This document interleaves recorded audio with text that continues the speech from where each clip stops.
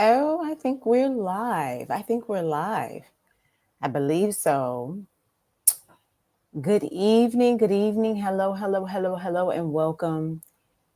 It's Miss Tiffany. I am the head Imaginarian of Imagiread. I am so excited that you're here. I know a lot of people say that. They're like, oh, I'm so excited that you're here and I want to do all these wonderful things on the internet.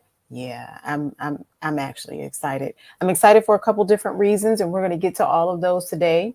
But I wanted to just acquaint you with who I am and what I do and so forth. We at Imagiread are the premier providers of whole child care services that level learners up with their true IQ and extreme literacy development, preparing them for the future of education and the future of work. And if you want to wait to the end to subscribe, that's fine. We're testing this platform out because we typically do the Imagine Read with Me series on our podcast. And I thought, you know what? Let me just meet parents where they are. A lot of parents are on YouTube. So here we are. Now, if you subscribe, that's great. You'll be one of the first to know that we have something big coming, something really, really big coming. And you want to know what that is. You definitely want to know what that is. Hi. We have one of our wonderful parents. Oh my gosh. I can't give this away through the presentation, but yeah, we have one of our wonderful parents joining us. Hello. So glad you could join us. All right, so let's go ahead and dig in because I promised 20 minutes and I understand that everybody is busy.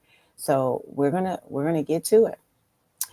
I want to officially welcome you to the Imaginery with Me Parent to Parent, the future of education now. And we are going to dig in as best as we possibly can. But before I do that, speaking of that parent who joined us, I like to take a minute to thank each and every parent that entrusted their child with Imaginery this school year. It's been a roller coaster of a year as the head Imaginarian, but I'm so grateful. I mean, not just for the children that we serve, but for my team. I have a wonderful Imaginating family and community, and I'm just grateful for it. I was telling one of the parents last week before last, I was telling her that I sat down and make a beat, and just out of nowhere, I started crying, just thinking about how the kids that I've been able to work with this school year they've just been mind blowing. They're wonderful kids, and they are present here. They're going to help me narrate the presentation tonight. We have Sunshine in the house. We got Sam, we got Lala and Dee. Keep in mind that these children are inspired by real Imagireaders. So, yeah, I'll just let that sit right there. So let's go ahead and dig in. Like I said, promised you 20 minutes, and that's where we are. So if you're not familiar with Imagiread, I'm going to try to catch you up as best as possible. As the head Imaginarian, which again is a fancy name for a program and curriculum designer, I've been at this job, this very challenging job of transforming the literacy development experience for kids for 15 years. I just said it out loud the other day, like, wow, this has been a long time. I'm getting up there, but it's what I do and I love it. And I recently just got back on LinkedIn, which I didn't want to because of my mental health, but I went ahead and did it. And I did because I want to expand the audience in this conversation, specifically about mental health for our children. Now, if you are following me there, then you know that I typically post articles with certain hashtags. I go back and forth between the future of education and the future of work, and I do for good reason because I want us to know what's in the news, of course, and what's quote unquote trending. And one of the articles that I posted the other day was talking about the future of education and our children being busy. Our children are super, super busy. Of course they are. We're busy. But what I want us to do is take this opportunity to think about our mental health, where it is today relative to where it was 3 years ago. And we're going to talk about that 3-year block throughout the presentation. But I really want us to spend some time, if we can, this evening, this week. You know, May is coming to an end. I don't necessarily uphold that we should only celebrate things that are coined in that month or in that week or that day. I actually believe that it should be all year round, but I do want parents to just take a moment and to just think about your mental health, where it is in terms of capacity, where it was 3 years ago, and the progress. No doom and gloom. It's how much better off are we? How are we managing our stress? How are we dealing with these things? Because that is what is influencing our children. So I wanted to start there, because whenever I start in programming with the children that I serve, we always do a mindful minute. Uh, I mean, always, whether it's breathing, whether it's meditation, whether it's coloring, whether it's a puzzle, whether it's a game, we always start with a mindful moment. So I just want to remind you. And in fact, I think we should just take a minute right now, because again, distraction, distraction, distraction, just all day we go, go, go. Let's take a moment to kind of like get our bearings and settle in, maybe get a drink. I don't know. Whatever makes you happy. I want you to take a moment to do that. I'm going to take a few breaths, just because, I'm going to speed through this presentation, because like I said, I promised 20 minutes. So let's just take a moment here.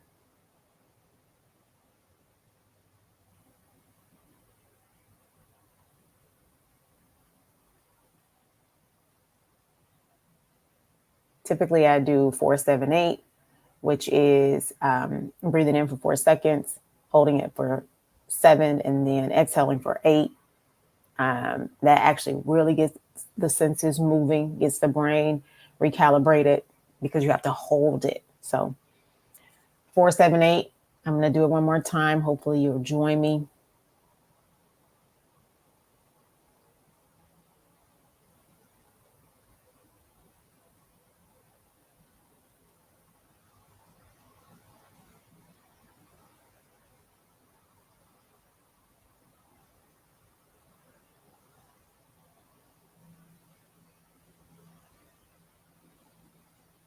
Okay.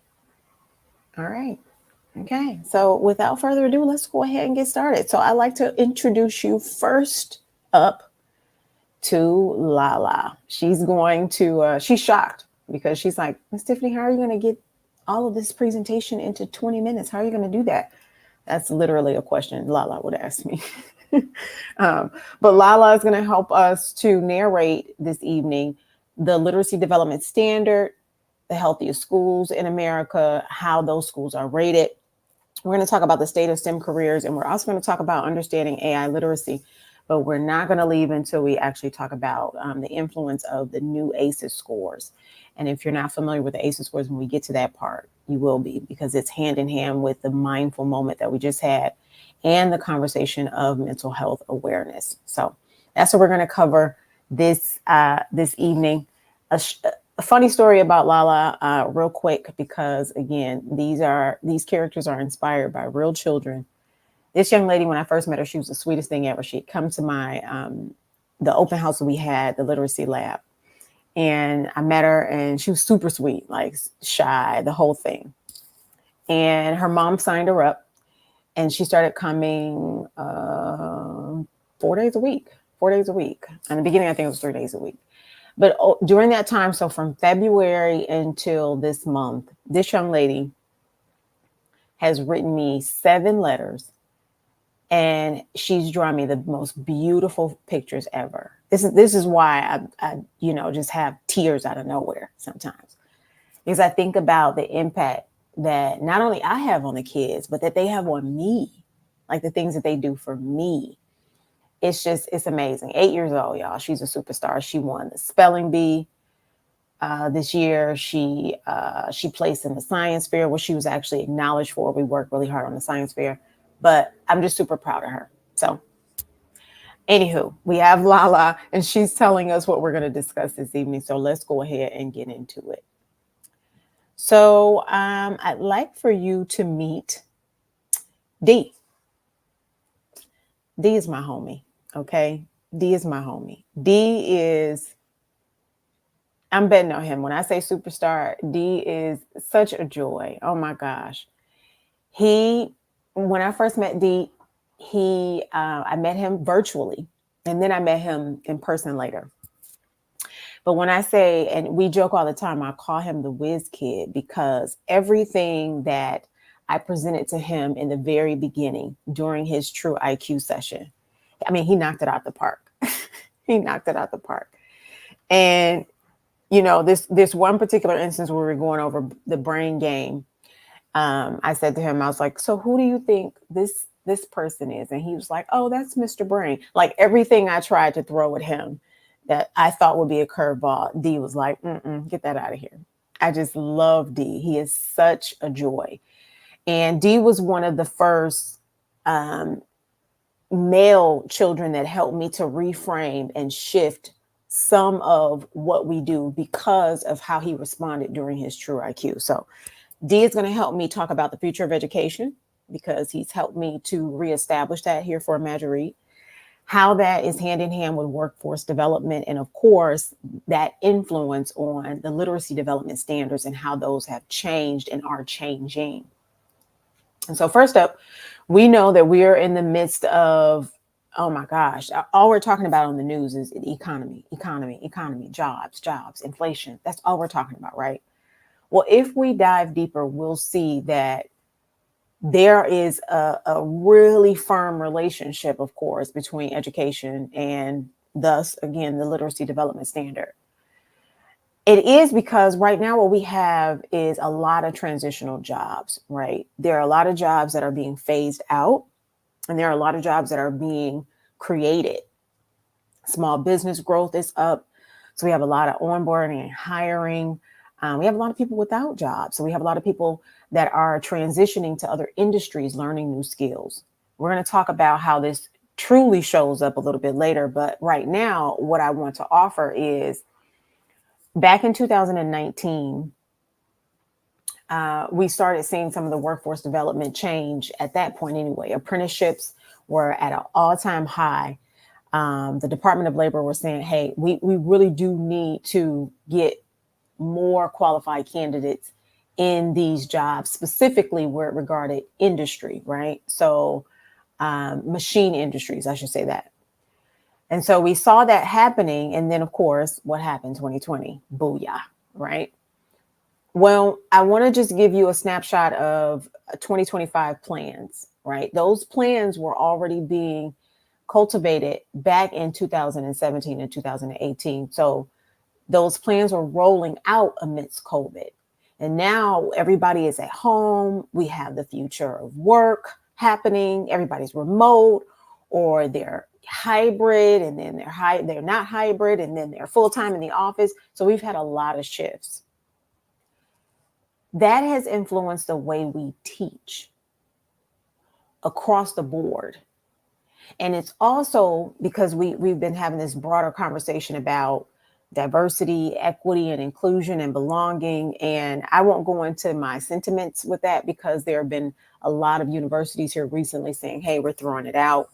We it wasn't a good use of our money. And it's just obvious. If we don't know how to treat each other by now, I don't think we're gonna make it. That's just the truth. But specifically, a lot of organizations are saying, hey, we're posting our values, we're posting our company culture, we're doing these things because we need to. And a lot of them are saying because we want to, because that is truly the culture that we're creating. And I say that to say, as the workforce changes and as the need for teaching on a very basic level, because again, we have people that are coming into new industries. They've never done these jobs before. Because that has been happening, of course, that means we need to stretch a little bit on our educational standards. And when it comes to the literacy development standards, I just want to give you a snapshot of this. I was going to make a graph, but I was like, you know what? Again, distractions. I don't want parents to be distracted. If at any time you need any of this information sent to you, feel free to email me, Tiffany@Imagiread.com. I'm happy to send over the articles and the data. But let me give you a snapshot. So back in 2019, every single school across the board, every single district, they have standards, right? Their standards can encompass, let's say the average is 12, right? Some districts have less, some districts have more. And that can be economic, that can be political, that can be a myriad of things. But let's just stay with the number of standards that they have, a number of subjects across those standards. Well, like I said, that was the average back then. Now we're up to about 18, 19 with the addition of computer science and the like, right? Well, let's look at that even more granular. So we have that average, but in each standard, we have a certain number of proficiencies that need to happen. And that can range from 15 to 30. So we have average, 12, 15 standards, and then we have proficiencies in each category up to 30, right? And we're squeezing this into 8 hours, sometimes 9 hours, depending if your child is doing out of school time learning that specifically supports a skill or um, just supports them educationally at all. You're squeezing that into 10-hour days, and you're trying to keep up with the behavioral changes, the classroom changes, everything that's happening. It's been tough, but here's what I can tell you. It's the same thing I told the teachers that I facilitated a workshop for back in 2017. I said to them, listen, the classroom is going to change and we need to get busy now. So that's the first thing that I want to tell you. The standards now have drastically increased. So if in fact the out of school time engagement is not supportive of true workforce development, i.e., we need to start having conversations with our children much earlier about their career choice, then we need to shift that, because that is going to fuel how we are setting our children up for the future of workforce development. All right. So our time is getting away from us. It's totally getting away from us. But we're gonna keep it moving. So Sunshine is going to talk to us. She's going to help us sketch out the healthiest schools in America. Now, Sunshine, when I first met Sunshine, just again, a joy. Sunshine wasn't as confident in her ability to contextually read, right? She was off a little bit on concept, and truthfully, this is, I love her. I love her, love her, love her. But when I would ask her stuff, especially through her True IQ, I don't know. That was her answer. I don't know. I don't know. She didn't want to try. By that third visit with me, her mom was like, okay, Miss Tiffany, I don't know what you're doing, but my child she don't really deal with people. She really enjoys coming here. And I was shocked because I'm like, wait, really? Because she gave me the I don't know. We were still at that place, but I did notice her opening up. And I'm so proud of Sunshine. Man, I'm so proud of her. She went on to get, straight A's on her spelling test.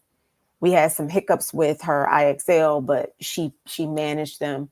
She did her first presentation this year. She participated in so many activities. I'm really proud of her. I just saw her at a drumming event that her school had. Really proud of her. But one of the things that I would talk to Sunshine about is her health, right? We would do a lot of outdoor activity, and we would talk about the importance of social emotional health and learning and so forth. And I want to spend a few moments on the healthiest schools in America because, number one, that report for 2024 is coming out.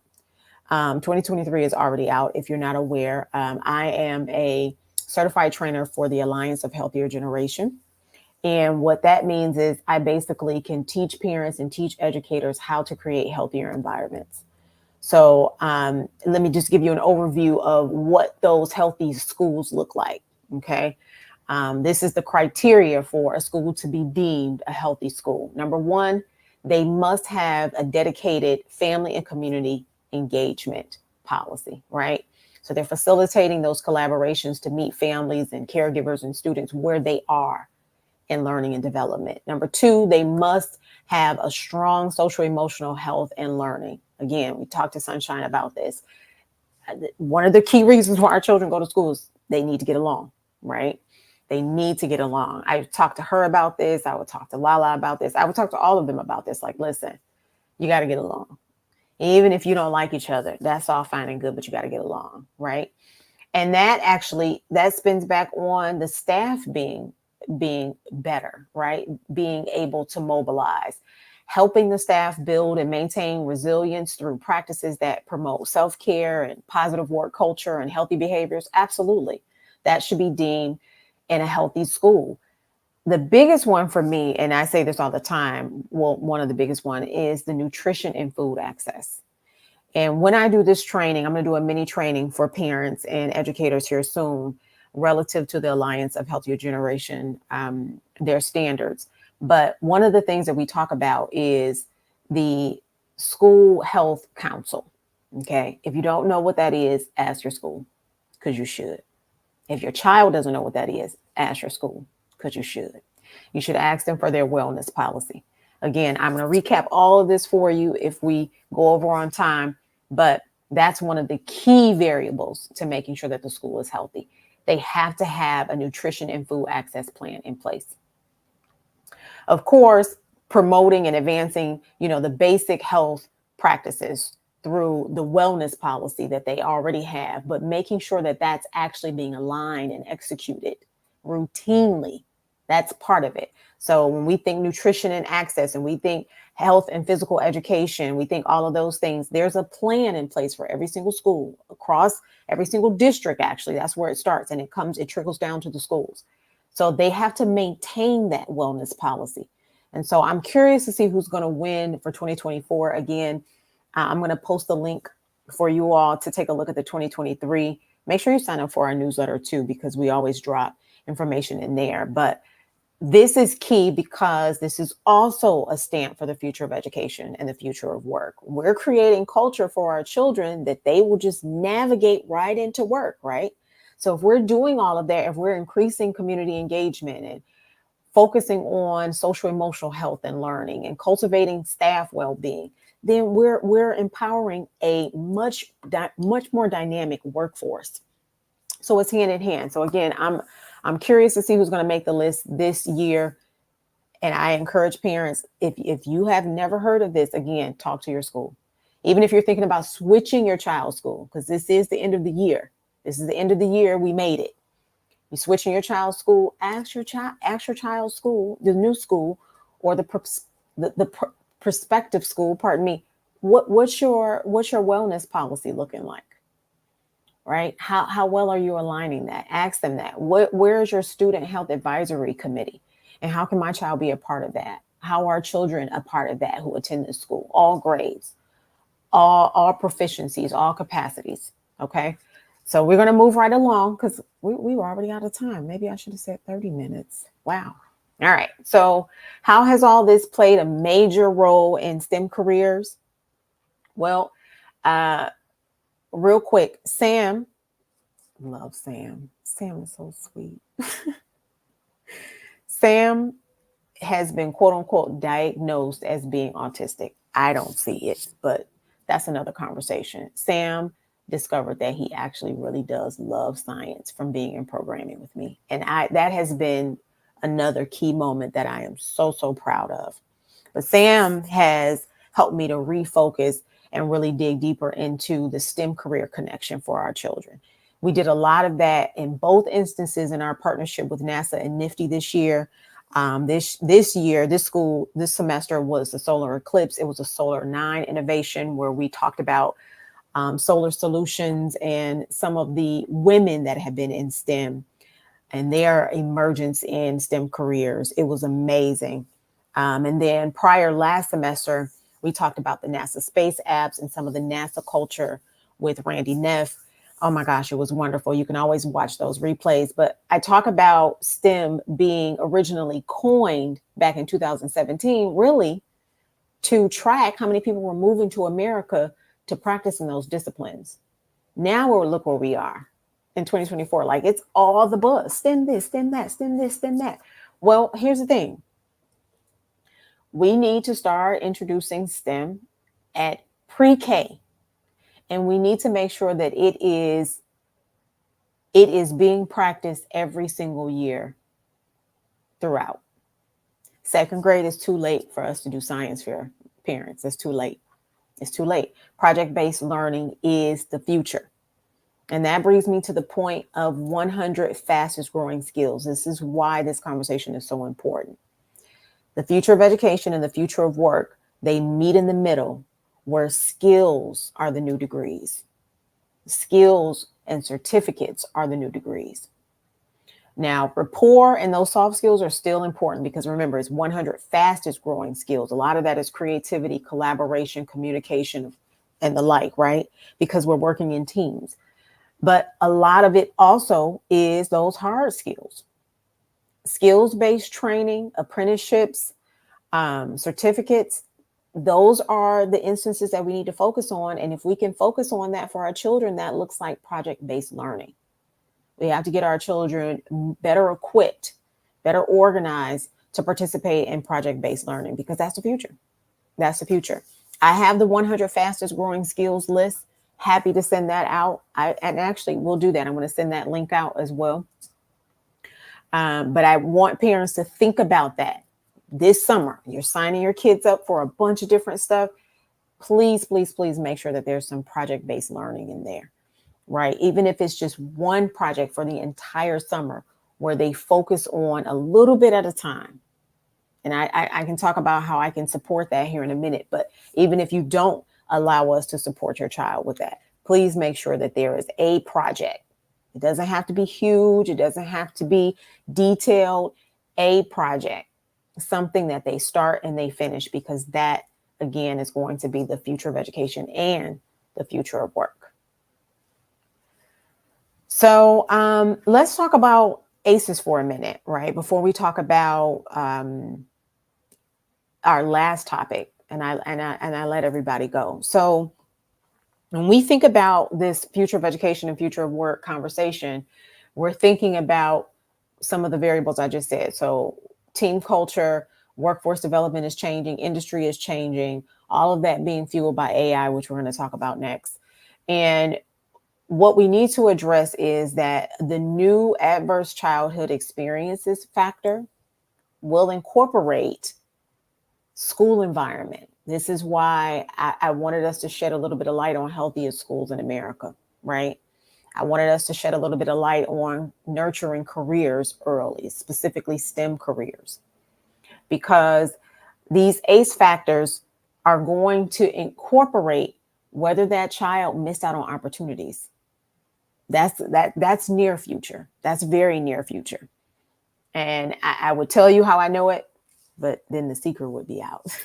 So I want us to focus on mental health. Again, making sure that any programming that we're signing our children up for has space for trauma-informed care, has space for practices that are mandated when there's a breakdown in mental health, and not just for the child. Remember, the whole school, whole child, whole community model that we so firmly, wholeheartedly, we don't believe in it, we know works, says that everybody is included.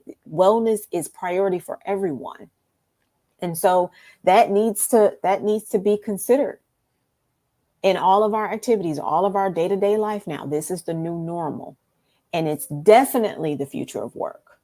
As we see people going remote more, as we see, again, these jobs shifting and all of the industry changing, that is huge.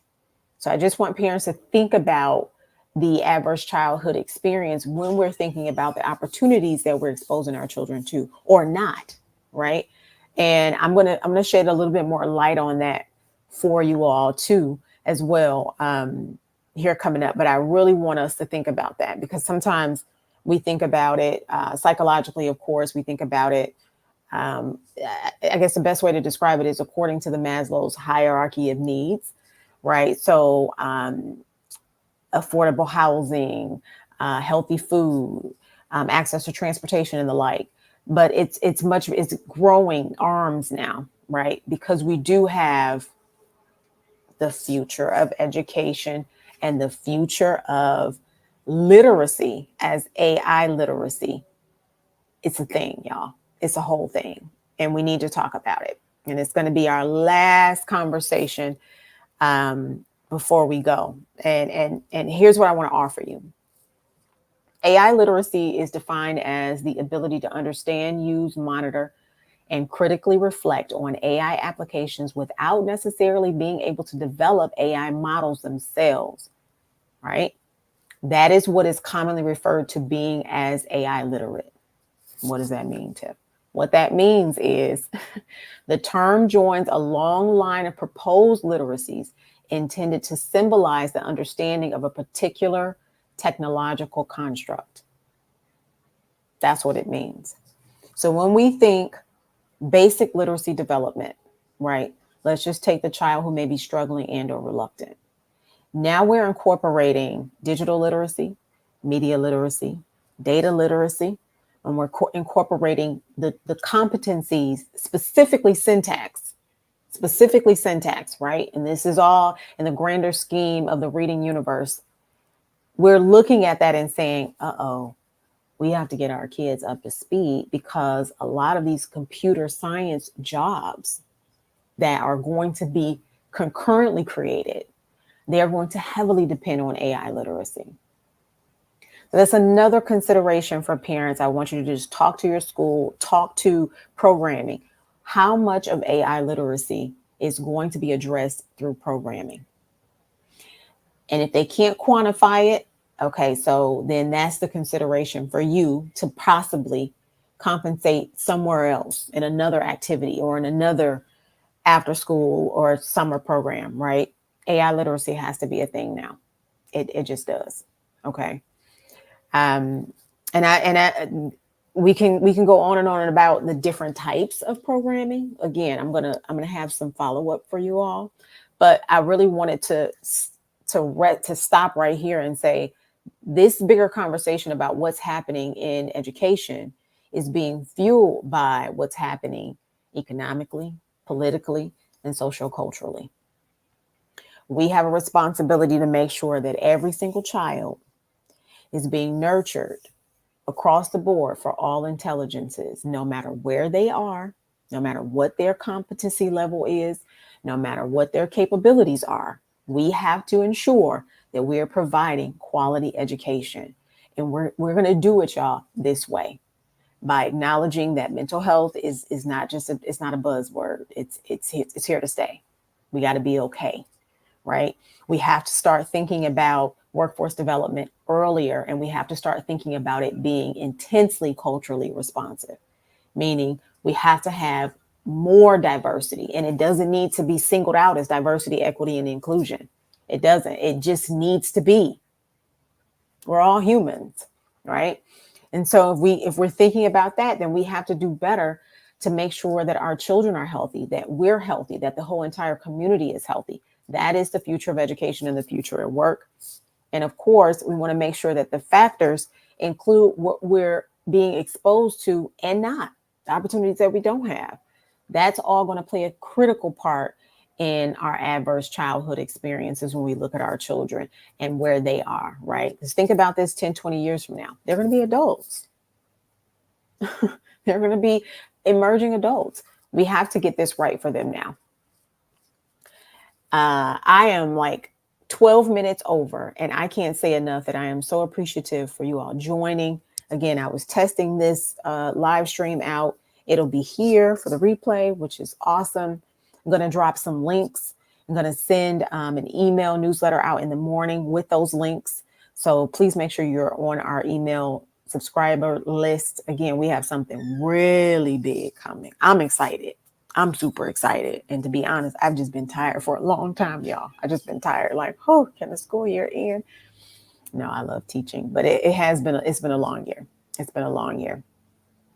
And so I want to welcome you, if you haven't heard already, my extreme Imagireading summer. The virtual summer camp is underway. We are now enrolling. I had 2 spots take up on Tuesday. It just dawned on me that Monday is a holiday. But yeah, we have some spots opening. I would say Tuesday onward. Tomorrow it's a wrap. But Tuesday onward, I encourage you to sign up if you haven't already. If you need to have a private conversation with me about your child's needs relative to True IQ, what it is, what it does, please, I encourage every single parent on the planet. You have a child age 5 through 12, especially in those transitional years. That's going to be first grade, second grade, third grade. Absolutely. Get that True IQ, because that's going to tell you where the district standards are and where your child is. So you're not shooting blanks. You're not shooting in the dark. You know exactly what your child needs. That's what True IQ does. So I just wanted to invite you again to sign your child up for that. And that's it. That's it, ladies and gentlemen. That's it. I hope this was insightful. I'm hoping that you made it through the year and you feel good about your progress and everything that you've done. Be sure to check out our end of year review activity. That's scheduling some date time with the kids and saying, hey, you know what? I'm going to bring your favorite snacks, or we're going to go out to your favorite restaurant, and we're going to do this activity. We're going to talk about what happened this year. What did we learn? What could have we done better? How can we have better planned and organized, right? It's a whole activity. I'm going to link that as well, so you can take some time to do that before the summer really kicks off, because I would imagine kids are going to be super busy. Can't say enough. Stay hydrated, eat healthy. And I don't know how many times I can say that I'm grateful for each and every one of you. Thank you all so much for a fantastic year. Thank you, thank you, thank you. Oh my gosh, thank you, Mom. Thank you for coming. Oh, thank you, thank you. I am so excited that we're moving in this direction to be able to support more Imagireaders, and looking forward to a fabulous Imagireading summer. Have a wonderful evening, everybody. Bye.